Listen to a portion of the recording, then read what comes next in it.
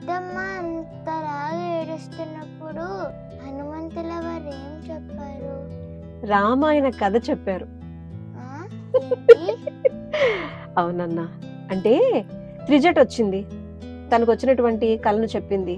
అందరూ వెళ్ళి సీతమ్మ తల్లికి నమస్కారం చేయండి, ఆవిడ ఆశీర్వచనాలు తీసుకోండి అని చెప్పి అన్న తర్వాత, నిజంగా నీకు వచ్చిన కళ నిజమైతే నేను మీ అందరినీ కూడా దీవిస్తాను అని చెప్పి సీతమ్మ తల్లి అన్నారు. ఇదంతా కూడా చెట్టు మీద నుంచి హనుమంతుల వారు చూస్తున్నారు కదా. హనుమంతుల వారికి ఏంటి, ఎప్పుడెప్పుడు వెళ్ళిపోదామా, సీతమ్మ తల్లికి ఎప్పుడెప్పుడు నా సంగతి చెప్పిద్దామా, రాముల గురించినటువంటి విషయం వివరంగా ఎప్పుడు చెప్దామని చెప్పి ఉంది. కానీ ఎలా?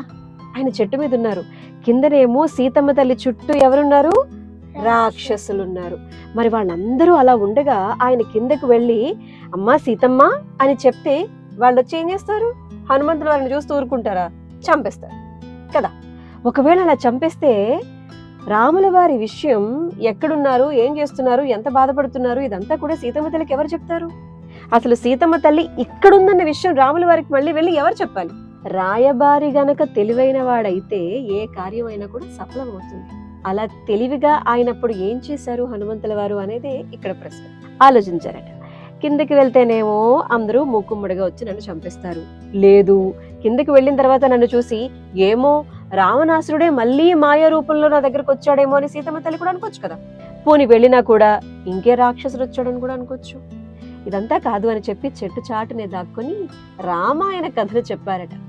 ఉత్తరాదిన మహారాజ్యము దాన్ని వెళ్తున్నటువంటి దశరథ మహారాజు గారి కుమారుడు తమ్ముడు లక్ష్మణుడు భార్య సీతాదేవితో 14 సంవత్సరాల పాటు వనవాసానికి వచ్చినప్పుడు కరదూషణలతో యుద్ధాన్ని చేశాడు శ్రీరామచంద్రుడు.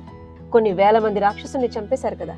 అక్కడి నుంచి దాని మీద క్రోధంతో రావణాసురుడు వెళ్లి సీతమ్మ తల్లిని ఎలా ఎత్తుకొచ్చారు, ఎత్తుకొచ్చిన తర్వాత సీతమ్మ తల్లి కోసం రాముల వారు ఎంత వేదనకు గురయ్యారు, ఆ తర్వాత వాలితో సుగ్రీవునితో ఏం జరిగింది, సుగ్రీవుల వారిని రాజుగా చేసిన తర్వాత ఏమయ్యింది, తరువాత సీతమ్మ తల్లి జాడను గురించి హనుమంతుల వారికి సంపాతి ఎలా చెప్పారు, 100 యోజనముల సముద్రాన్ని దాటుకుంటూ హనుమంతుల వారు ఎలా వచ్చారు, సీతమ్మ తల్లిని ఎలా చూశారు అనే విషయాన్ని ఒక పాట రూపంలో పాడారంట హనుమంతుల వారి చెట్టు మీద నుంచి. ఇదంతా సీతమ్మ తల్లి వింటున్నారు. నా కథని ఎవరో పాడుతున్నారు, నా రాముడి గురించి ఎవరో చెప్తున్నారని చెప్పి ఆప్తంగా అన్ని కొమ్మలు చూస్తున్నారంటే ఎక్కడున్నారు అని చెప్పి. హనుమంతుల వారు కనిపించారా సీతమ్మకి? ఆ తర్వాత ఏమైందో తెలుసుకుందాం. Like, share, comment and subscribe చేయాలి. నువ్వు నేను ఒక కథకి.